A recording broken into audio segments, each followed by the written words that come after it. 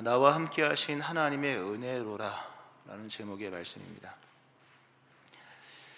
성경적으로 볼 때 그리스도인이란 누구인가? 예수를 믿는 믿음의 사람이란 누구인가? 그래서 은혜를 받은 사람이요 은혜를 아는 사람입니다. 그리고 은혜를 감사하는 사람입니다. 은혜 없이는 믿음이 형성되지 않죠. 근데 은혜는 실상 많은 사람이 받는데 은혜를 은혜로 아는 사람이 적고 은혜를 알면서도 감사하는 사람은 더 적습니다. 10명의 나병 환자가 고침을 받았는데 돌아와서 감사를 돌렸던 사람이 1명이라면 오늘 은혜를 받아서 믿는 사람들 중에 실제로 은혜를 알고 은혜에 대한 감사로서 나가는 사람이 몇 명이나 될까? 은혜를 은혜로 알아야 될 것이며, 특별히 오늘은 이제 감사의 절기죠. 구약의 3대 절기의 하나인 수장절 또는 초막절의 어떤 그런 원형 속에서 나온 감사절인데요, 하나님 앞에 감사로서 하나님을 영화롭게 해야 될 것입니다. 어떤 일을 이루는 것도 중요하고 여러 가지 일들을 펼치는 것도 중요하지만 하나님께서 그분이 나에게 행하신 것을 알고 그분을 인정하는 것이 우리가 어떤 것을 행하는 것보다 더 큰 영광을 돌리는 것입니다. 진짜 큰 영광은 우리가 뭘 이루는 게 아니라 그분이 우리의 삶에서 아들 예수를 통해 이루신 것을 알고 믿고 감사를 드리는 것에 있는 것입니다. 오늘은 바로 그런 감사의 절기인데요, 자, 추수감사절입니다. 추수감사절로 하나님 앞에 감사를 드리는데 어떤 것에 대한 감사를 드리는 것일까? 사실 농경 사회가 아니기 때문에 추수는 먼 얘기죠. 여기 농사 짓는 분이 얼마나 되겠습니까? 텃밭 농사야 농사도 아니죠. 그건 그냥 농사니까 텃밭 일구는 거니까요. 농사 짓는 분이 우리 교회 한 2분 정도 계신 것 같아요. 농경 사회도 아니고 농사 짓는 사람도 아닌데 무슨 추수냐? 추수는 전적으로 곡식과 곡물에 관한 것인데, 그러나 추수감사절이라고 하는 것은 겉으로는 소유에 관한 절기이고 곡식, 곡물에 관한 절기이지만 실질적으로는 존재에 관한 절기입니다. 추수감사절은 물질 또는 좁혀서 곡식에 대한 것이 아니라 근본적으로 물질이냐 아니면 곡식이냐 떠나 근본적으로 들어갔을 때 존재에 관한 절기입니다. 구약에 3대 절기가 있죠. 감사절기, 누구나 다 지켜야 되는 절기, 유월절, 맥추절, 초막절 또는 수장절, 이 3대 절기. 이 3대 절기에서 핵심은 뭐냐 할 때 너희를 자유인 되게 하신 것을 감사하라. 너는 애굽 땅 종되었던 것을 기억하고 이 규례를 지켜 행할지라. 다 감사절기거든요. 근데 네가 많은 것을 얻고 또 많은 것을 거둔 것을 감사하는 것이 아니라 네가 애굽 땅에서 종되었었던 것을 기억하고, 즉 많은 소유를 감사하는 게 아니라 소유를 가질 수 있는 자유인 되게 하신 것에 대한 감사로서 감사의 내용을 삼는 겁니다. 만약 우리가 여기서 올 한 해 동안 번 어떤 모은 물질이든 어떤 것이든 간에 그 물질적인 것을 가지고 감사를 드리라고 한다면 아마 감사하지 못할 분들이 많을 겁니다. 세상이 차등히 그 물질에 관한 이 벽이 커지지 않습니까? 계층이 생길 만큼. 근데 성경에서 말씀하는 이 감사의 핵심은 뭐냐 할 때 물질이 아니라 결과적으로 물질을 누리며 쓸 수 있는 또는 얻을 수 있고 행할 수 있는 우리를 우리 되게 하신 하나님의 은혜를 감사하라. 세상에 수많은 이야기가 있죠. 그 이야기가 참 하나님 받으시는 것인데, 소유에 관한 이야기가 있는가 하면 존재에 관한 이야기가 있습니다. 하나님의 나라는 소유로 전개되지 않습니다. 오히려 소유가 쌓이고 힘이 몰리면 거기 꼭 뭐가 문제가 생기더라고요. 하나님의 나라는 소유로 전개되는 이야기가 아니라 존재가 변화된 사람들 안에서 펼쳐지는 이야기다. 정말 우리가 오늘 추수감사절로 감사를 드리기 위해서 감사할 것은 내게 한 해 동안 베풀어 주신 물질이 아니라 그 물질을 얻을 수 있고 또 쓸 수 있게 하신, 그리고 우리에게 이 모든 것들을 주신 존재되게 하신 하나님에 대한 감사로서 나가야 됩니다. 오늘 사도 바울이 감사를 드리는데요, 어떤 감사를 드리느냐? 내가 나된 것은 하나님의 은혜로라. 하나님의 은혜를 엄청나게 받았는데 결국 그것이 뭘 만들었냐? 우리 하나님의 은혜 받아서 사업이 잘 됐어요. 하나님의 은혜 받아서 돈을 많이 벌었어요. 하나님의 은혜를 받아서 땅을 사고 집을 사고 집을 지었어요 라고 얘기를 하지만 사도 바울은 그런 것은 애초에 감사의 조건으로 들지 않죠. 도리어 사도 바울은 원래 부자였습니다. 집안이 부자였고 다소에서 살았던 흩어진 유대인 중에 한 사람이었는데 집안이 잘 된 것 같아요.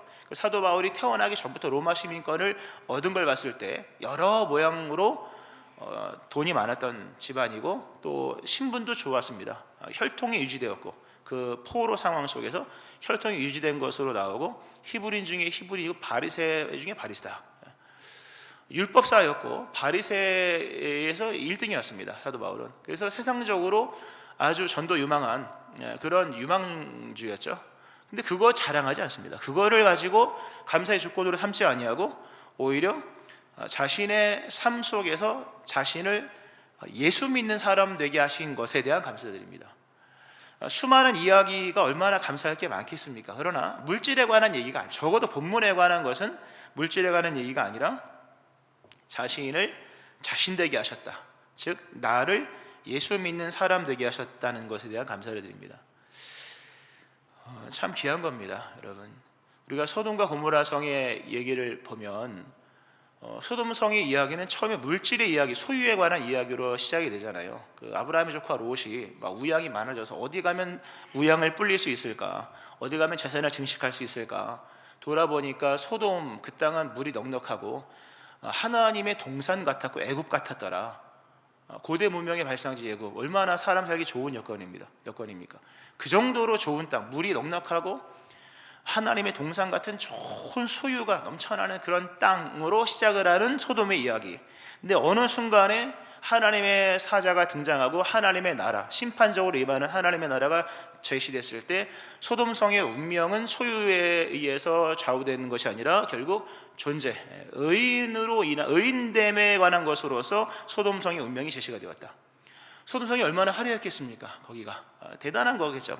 그러나 소돔성의 운명은 결과적으로 물질의 이야기가 좌우하는 것이 아니라 그 속에 의인이 10명이 있었느냐의 이야기로서 운명이 정해졌다는 겁니다. 이게 믿음의 초점입니다. 여러분이 세상에서 수많은 물질에 관한 이야기를 해서 내가 사장이 되고 회장이 되고 좋습니다. 그거 좋은 겁니다. 나쁘다고 말하지 않고요. 또 필요도 합니다. 그러나 마지막 하나님의 나라가 온다는 사실 앞에서, 다 그것이 조건이잖아요. 하나님의 나라가 온다는 사실 앞에서, 그리고 그것이 심판적으로 임하든 아니면 의인을 부르시는 하나님 어떤 다 회복의 나라로서 임하는 하나님의 나라든 간에 그 나라에서의 중심의 이야기의 소재는 소유가 아니다.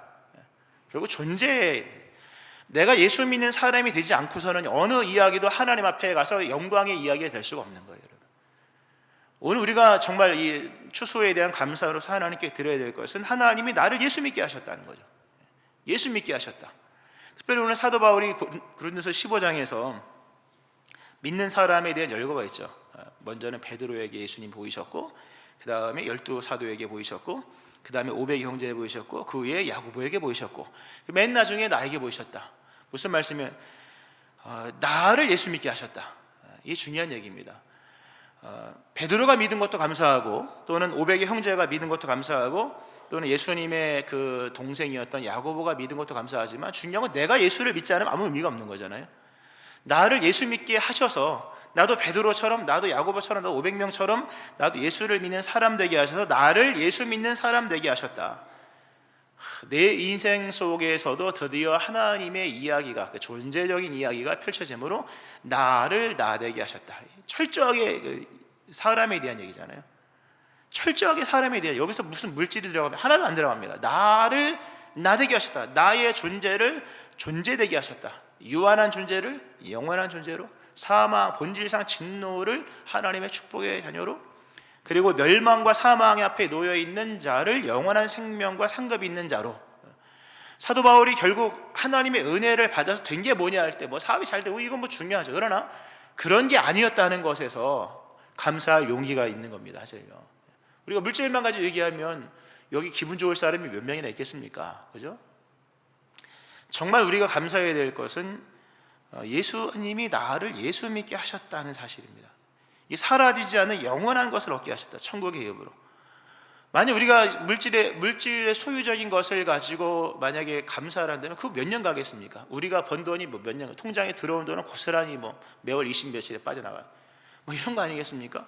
영원하지 않습니다. 추수는 영원하지 않습니다. 그러나 예수 안에서 예수 믿게 하셔서 우리에게 주어진 영원한 생명, 자녀됨의 권세, 또 의롭다 칭하신 하나님의 이 영원한 칭의, 이런 것들은요 영원히 사라지지 않은 진정 우리에게 우리 것으로 주어진 영적인 추수입니다.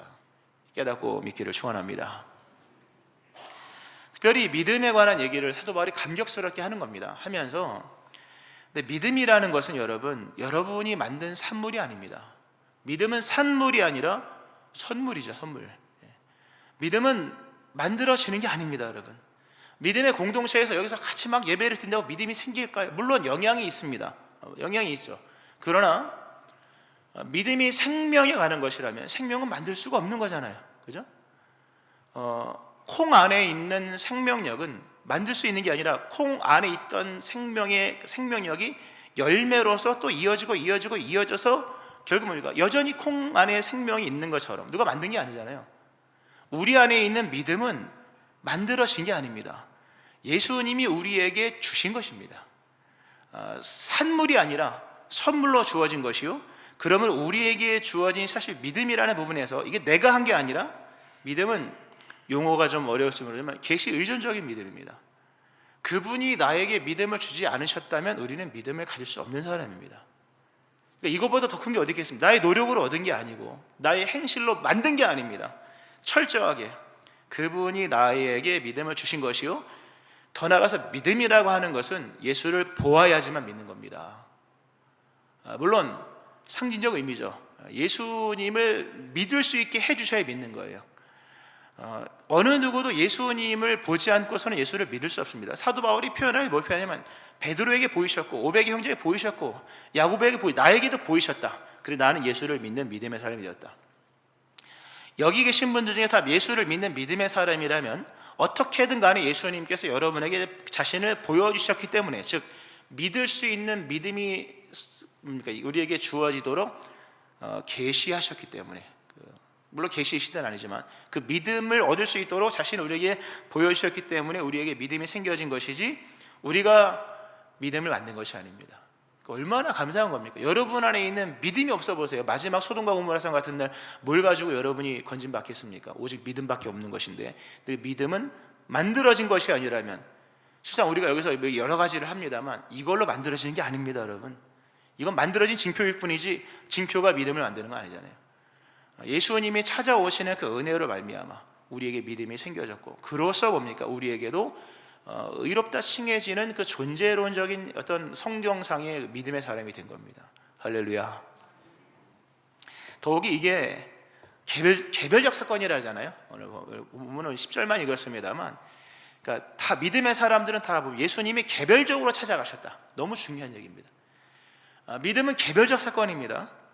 믿음은 우리 안에서 일어나는 거잖아요. 믿음은 나의 안에서, 내 심령 안에 또는 내 자아 속에서 일어나는 거거든요. 근데 자아는 하나밖에 없지 않아요. 저는 그게 너무 신기하더라고요, 개인적이지만. 내 자아가 나에게만 있더라고요. 아무리 저 사람 속에서 자아를 느껴보려고 애를 써도 자아는 독자적인 거잖아요. 그 세계 속에서 믿어져야만 믿음입니다. 이게 믿음은 신비한 겁니다. 예수님께서 내 안에서 또는 내 자아 속에서 부인할 수 없는 사건으로 뭔가를 일으켜 주셔야지만 믿어지는 거예요. 그래서 믿음은 믿는 사람은 많지만요, 믿음은 시대가 만드는 것도 아니요, 혈육이 만드는 것도 아니요, 1000만 명이 예수를 믿는다고 나도 동조돼서 믿는 게 아닙니다. 내가 믿음의 사역에 막 동조하고 이래서 믿음이 생겨지는 게 아닌 거예요. 믿음은 철저하게 여러분 내면의 세계 속에서 예수님이 단독적으로, 독자적으로, 개별적으로 오셔서 만나 주셨기 때문에 여러분이 믿음의 사람이 된 겁니다. 어느 누구도 예수님이 여러분에게 찾아가지 않으셨으면 믿음은 개별적 사건이거든요. 예수님이 여러분에게 찾아가지 않으셨다면 여러분은 믿음의 사람이 될 수 없었습니다. 예수님이 찾아가셨기에 예수를 믿는 사람이 된 겁니다. 이거보다 귀한 사건이 어디 있겠습니까? 놀라운 은혜죠. 이렇게 믿는 자로 되게 하셔서 나를 믿음의 사람 되게 하신 것, 그러므로 내 삶에 이런 변화된 어떤 믿음의 사람의 존재 이야기들이 시작이 된 거죠. 영혼의 이야기가 시작된 겁니다. 특별히 사도 바울이 이제 그러면서 그런 얘기를 합니다. 방금 이제 그런 얘기했죠. 예수님이 우리 안에 개별적으로 찾아오셨다. 그리고 믿어지도록, 그냥 방문이 아니라 믿음의 사건을, 믿음의 실체를 위해서 믿음의 사건이 일어나도록 개별적으로 다 이렇게 오신 거거든요. 그래서 계시라는 표현을 쓴 겁니다. 그게 아니면 믿음이 안 생기거든요.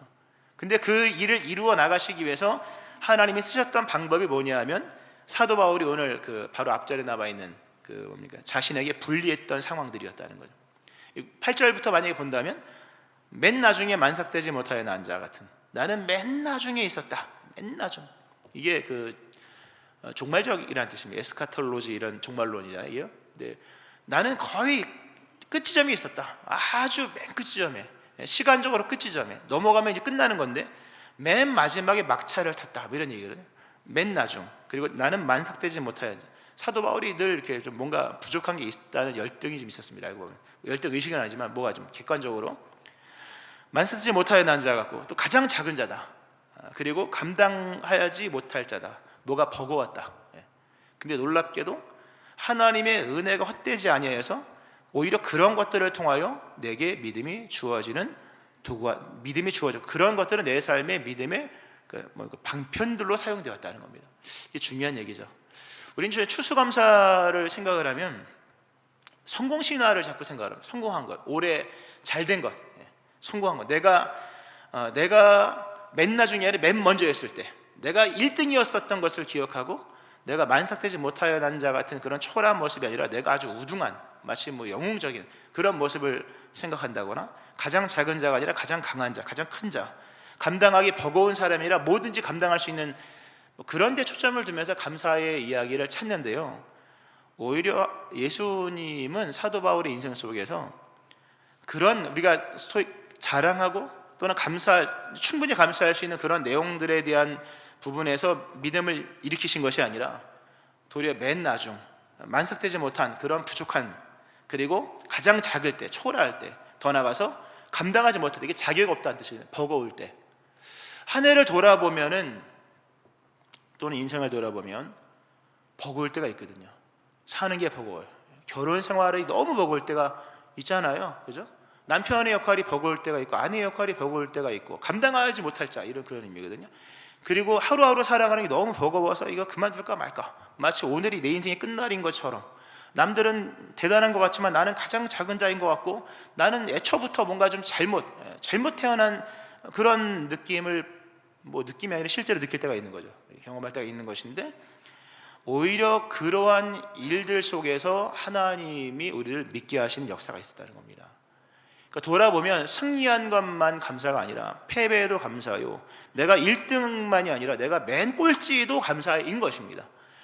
내가 넉넉히 이기느니라, 멋있는 표현이지만 사도 바울은 늘 버거웠거든요. 1차, 2차, 3차 로마가라는 여행 중에 버겁지 않은 여행이 없었고, 하루하루 나는 날마다 죽노라, 그냥 죽다 살아난다, 죽다, 버거웠던 삶의 모습이었으나 도리어 그것들이 예수님이 자신을 나타내시는 계시의 도구였다, 방편이었다. 버려지는 것은 하나도 없었다. 여러분의 인생 속에 아픔과 시련이 있고, 그냥 쉽게 버겁다, 이게 참 표현이 좋죠. 버거운 날들이 있었으나 버거운 날들을 통하여서 예수를 믿게 되는 역사가 있었던 겁니다. 알고 보면 이 은혜를 고백하는 이 아침이 되기를 바랍니다. 참 귀한 고백이죠. 예수를 믿는다는 것은 그게 쉽겠습니까? 나를 믿는 자 되게 만드시는 것이 창조적이어야 되거든요. 그런 일을 행하시기 위해서 이런 많은 것들을 쓰고요. 더 나아가서 이제 그래서 나를 예수 믿는 자 되게 하셨고, 더 나아가서 나에게 사도를 맡기시고, 여기 좀 전개하기 전에요, 그런 사실 이거 한 파트인데요, 좀 살짝만 나간다면 사도에 그런 얘기를 하잖아요. 나는 맨 나중이었고 만삭되지 못하는 자 같고 가장 작은 자다. 나는 감당하지 못할 자다. 내 삶을 돌아보니까 어느 하나 쓸모 있는 것들이 하나도 없다. 뭐가 연결되는 게 하나도 없고, 다 삶이 조각이고 파트요, 마치 조각. 그래서 뭔가 조합되지 않는 나의 인생이었는데, 그러나 내가 나 된 것은 하나님의 은혜로 된 것이다. 그러나 엄청난 얘기입니다. 내 삶은 사실 알고 보면 다 파편에 불과하고 써먹을 수 없는 다 맨 나중 작은 것, 감당하기 힘든 그런 것들이었는데, 은혜가 내 삶을 반전시켰다. 아주 대단해요. 하나님의 은혜는 인생을 반전시킵니다. 하나님의 은혜는 인생을 조합시킵니다. 그 조합시키고 반전시키는 그 은혜가 있음으로 인하여서 어찌 보면 내 살아온 실제 삶은 엉망인데 오늘의 반전이 있었던 것은 하나님의 은혜가 있었기 때문이요. 그리고 그 은혜의 시제는 믿음이죠. 오늘도 하나님의 은혜는 여러분의 인생을 반전시킵니다. 은혜는 생을 반전시키는 능력이요, 조각난 인생을 조합시키는 하나님의 연합이고 선이라는 거죠. 이 은혜를 받고 있는 줄로 믿으시기 바랍니다. 이미 그렇게 행하고 있다는 거죠. 믿으라도 아닙니다. 그렇게 행하신다는 거죠. 사도 바울이 그래서 결국 이렇게 사실 죄인 중에 괴수고 그런 사람이었음에도 불구하고 이제 사도가 되죠. 그러면서 아주 중요한 이제 감사에 대한 내용을 말하면서요, 이런 고백을 하죠.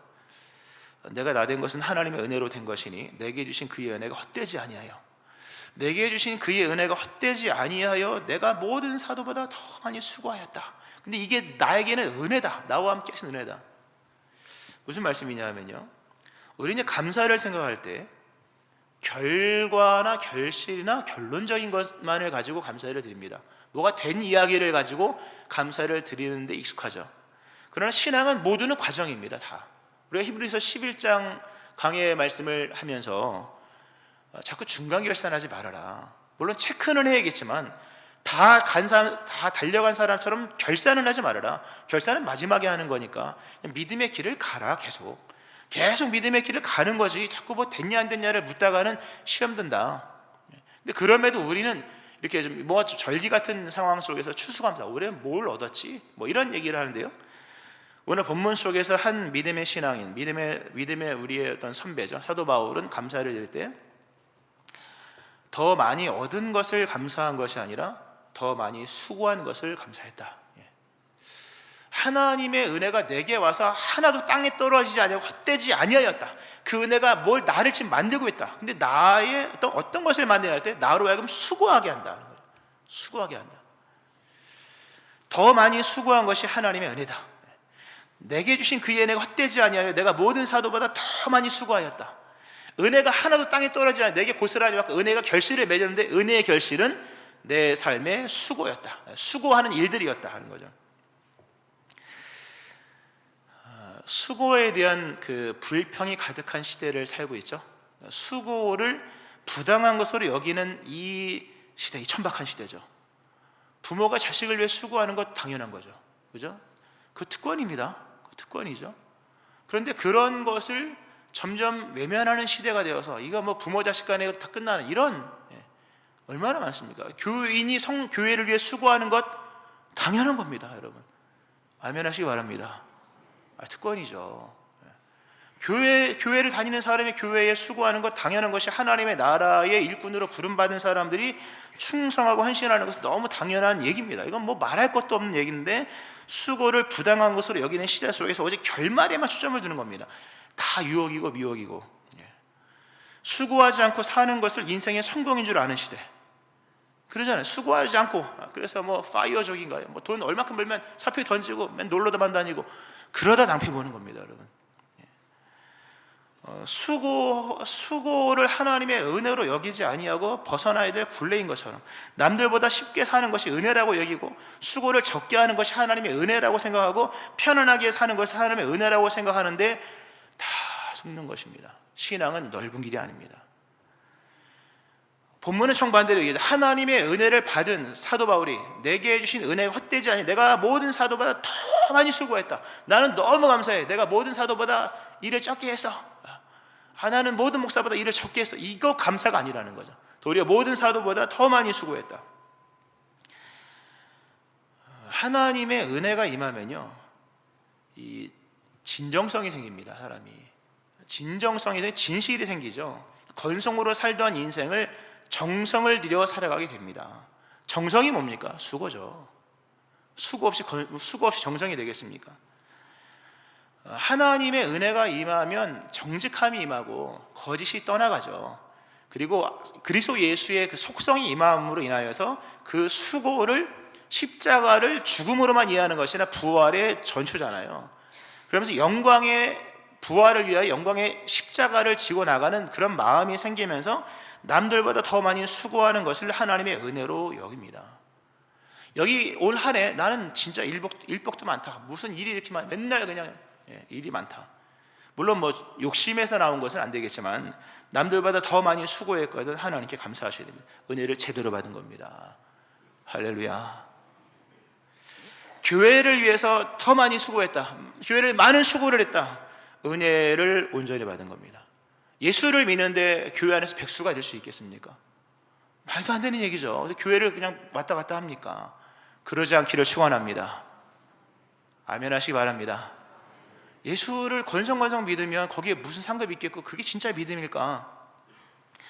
우리에게 주신 은혜가 헛되지 아니야 제대로 들어왔을 때 그 사람 마음속에 수고하는 마음이 생겨지고, 남들보다 더 애쓰고자 하는 마음이 생기고, 어떤 맡겨진 일에 정성이 들어가 진정성이 들어가면서 모든 사람보다 더 많이 수고를 합니다. 그러나 그것을 불평으로 여기지 않습니다. 도리어 그것을 감사하게 여깁니다. 더 나아간다면 그 수고를 통해 얻은 결론이 뭡니까? 이런 부분에서 그건 내가 할 바가 아니라고 얘기하는 겁니다. 단 오늘 본장이 강하게 제시하는 그러나 그 수고는 헛되지 않을 것이다. 오늘 고린도서 15장을 우리가 보고 있는데요, 오늘도 본문에 보면 헛되지 아니하다라는 이 단어가 나옵니다. 이게 굉장히 중요한 단어인데요, 이게 헛되다는 뜻이 이제 열매가 없다는 뜻입니다. 오늘 추수감사절이죠. 뭐 열매 얘기잖아요. 근데 이 헛되다는 뜻이 뭐냐면, 본문에 보면 내게 주신 은혜가 헛되지 아니하게 되는데, 헛되다는 뜻이 뭐냐면 열매가 없는, 또는 텅 빈, 공허한, 허무한, 의미가 없는 뜻이거든요. 근데 우리 본장에서 말하기를, 15장 전체에서 말하는 게 뭐냐면 헛되지 않은 것 두 가지가 있다. 즉 반드시 열매로 돌아오는 것, 반드시 충만함으로 또는 의미로서 우리에게, 오늘 추수감사절 열매로서 우리에게 반드시 돌아오는 헛되지 아니한 반드시 열매를 맺는 것 두 가지가 있으니, 하나는 내게 주신 하나님의 은혜요, 또 하나는 우리가 행한 수고다. 아주 중요해요. 헛되지 않은 것이라는 단어가 은혜에 한번 붙고 수고에 한번 붙습니다. 은혜는 본문에 은혜 헛되지 아니했다. 수고 헛되지 않은 것은 어디 나오냐 하면 이 고린도 15장 맨 마지막 절에 보면 나옵니다. 그러므로 내 사랑하는 형제들아, 견실하며 흔들리지 말고 항상 주의 일에 더욱 힘쓰는 자들이 되라. 이는 너희 수고가 주 안에서 헛되지 않은 줄 알미라. 헛되지 않은 것, 반드시 열매로서 맺어질 것이 두 가지가 있으니, 하나는 하나님께서 우리에게 주신 은혜요, 또 하나는 우리가 주 안에서 행한 수고다. 더 많이 수고한 자에게는 분명히 언젠가 하나님께서 더 좋은 것들로 주십니다. 수고하는 역사가 있기를 축원합니다. 헛되지 않다는 거죠. 요즘 예배를 이렇게 인도를 하기도 하고 예배를 이렇게 보잖아요. 예배를 이렇게 봅니다. 목회자 입장 속에서 보면 참 예배가 은혜롭습니다. 우리 어제 청년들이 그 찬양 집회를 했는데요, 참 은혜로웠습니다. 야, 참 잘하더라고요. 청년들, 우리 교회 찬양들, 우리 청년들입니다. 청년들이 찬양을 하는데 어디다 내놔도 손색이 없을 그 정도로 굉장히 찬양을 막 만들어서 찬양을 하고, 뭐 실력도 굉장합니다. 어제 물론 조명이 있고 안개도 막 깔곤 했습니다만 되게 잘하더라고요. 되게 은혜로웠습니다. 그리고 지난주 1부, 2부도 아주 은혜롭다. 오늘도 참 은혜롭습니다. 성가대도 은혜롭고, 이렇게 모여있는 회중들의 모습을 봐도 은혜롭고. 근데 그러면서 그런 생각이 이제 얼마 전에 들더라고요. 우리가 이 교회를 이제 건축을 했잖아요. 건축을 하기 전에 이런 장면, 그러니까 더도 말고 오늘 이 장면만 그냥 이렇게 딱 보여주셨다면 얼마나 더 기뻤을까. 한 10년 된 거죠. 그러니까 10년 뒤에 일어날 일을 10년 전에 보여주셨다면 더 열심히 했을 걸. 몇 배로 열심히 했을 것 같아요. 물론 놀진 않았죠. 그간 놀진 않았습니다만, 오늘의 이 장면을, 어제 그 청년들이 많이 모여 예배드리는데 청년들의 그 모습들, 그리고 1부, 2부, 3부 예배, 또는 교육부의 이런 어떤 왕성함들을 10년 전에 좀 미리 보여줬다면 더 수고했을 것을, 이런 생각이 좀 들더라고요. 감사하죠. 그래도 이렇게 하나님, 우리가 진짜 뭐 충성도 안 한 건데 알고 그냥 시간 속에서 그냥 행했던 일들임에도 불구하고 이렇게 행한 걸 보면, 주 안에서 행하는 모든 수고는 머지않아 여러분에게 열매로서 다가온다는 것을 믿으시기를 바랍니다. 지금도 그래요. 10년 뒤의 것을 좀 미리 보여주시면 얼마나 좋을까. 근데 성경은 말씀하기를 은혜가 헛되지 않은 것처럼 너희 수고가 헛되지 않으니 수고하라. 할렐루야. 우리에게 베푸신 은혜가 헛되지 않은 것처럼 주 안에서 행하는 너희의 수고 헛되지 않을 것이니 수고하라. 그 수고가 여러분의 삶의 열매로 다가올 것이니, 그러므로 내 사랑하는 자들아, 견실하며 흔들리지 말고 항상 주의 일에 더욱 힘쓰는 자들이 되라. 할렐루야. 수고한 것을 감사할 수 있는 성숙한 믿음의 사람이 되어야 한다라는 말씀입니다. 말씀을 좀 맺으면서요. 오늘의 이 모습을 해석을 하고 넘어가야 됩니다. 결산을 하고 넘어가야겠죠. 오늘 여기 이것은 무엇인가? 이것은 하나님의 은혜가 만드신 사건이다. 하나님의 은혜가 나를 변화시켰고 하나님의 은혜가 나의 어떤 그 생각을 또는 세계관을, 나의 내면을 변화시켰다. 이로써 하나님의 은혜가 나의 운명을 변화시켜서 소유의 이야기가 끝나는 시점에 의인 10명을 찾으셨던 그 하나님의 관점은 여전히 유지될 것인데, 소유의 이익이 끝나버린 시점에 나로 하여금 하나님 앞에 인정받을 만한 그 무언가의 이야기를 예수 안에서 나에게 행하셨다. 말씀을 맺으면서요, 결과적으로 하나님의 그 오늘 나는, 우리의 이 모습, 이 모든 것들은 하나님의 은혜가 만든 작품이다. 내게 주신 하나님의 은혜가 헛되지 아니하여서 결국 뭘 만들었냐? 나는 너를 만들었다. 나는 너의 물질도 뭐 중요하죠. 그거 하나님이 뭐 버리시겠습니까? 다 우리 건데. 그러나 하나님 하신 말씀, 나는 나의 은혜를 통해 너를 만들었다. 예수 내 외아들을 보내서 너를 만들었다. 그리고 너에게 행한 모든 것들은 승리만이 아니라 패배, 1등이 아니라 맨 마지막, 강한 자가 아니라 약할 때, 그리고 능히 감당할 때만이 아니라 버거웠을 때조차도 그 모든 것들은 다 너를 만들기 위한 나의 은혜였다. 결국 그 모든 일들은 예수께서 내게 찾아오신 사건들이었다. 1년 365일, 아니 내 평생의 지난 날들의 모든 것들은 알고 봤더니 예수님이, 하나님이 나를 만들어 가시는 사건들이요, 예수께서 그 일을 통해 나를 찾아오시는 사건들이었다.